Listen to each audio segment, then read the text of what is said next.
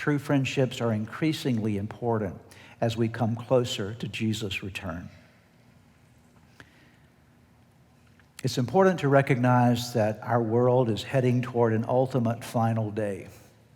The world as we know it will not exist forever. Jesus Christ will return one day. This is not a hope, it's not just a possibility, it's a reality. It's going to happen. Let me say that again. Jesus Christ will return to this earth one day. There will be a final day. What you see in this world around you is not going to last forever. You need to be aware of that reality. And the closer that we get to the final day, the darker the world will become. Do you understand that? The closer that we get to the day of Jesus returning, the darker the world will become, the greater pressure there will be upon you as a believer to depart from your faith or to compromise your faith. The world is growing darker and darker even as we speak today.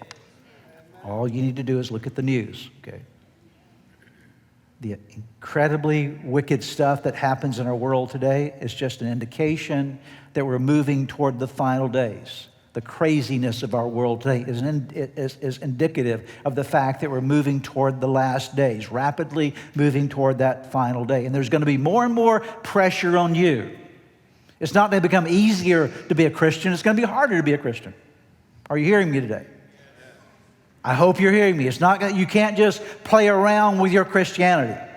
You've got to make a decision. Either I'm in or I'm not, okay? Either I'm committed to God or I'm not committed to Him. Because I will tell you, you're not going to make it without some firmness of your faith established inside. You need to understand that we're moving into the last days. And Paul the Apostle says in 2 Timothy chapter 3, verse 1, "But mark this, there will be terrible times in the last days."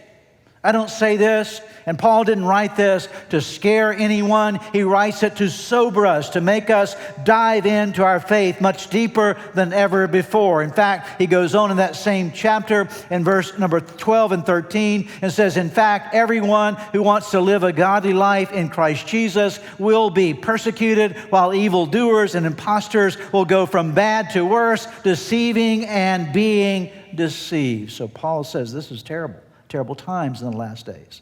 So let me ask you a question. How do we remain firm in our faith?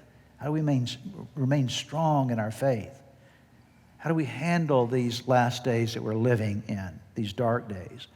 There's one key thing that will help you get through them, and that's called fellowship. Say it with me. Fellowship. Come on, say it with me. Fellowship. Fellowship with God, relationship with God, and fellowship with one another.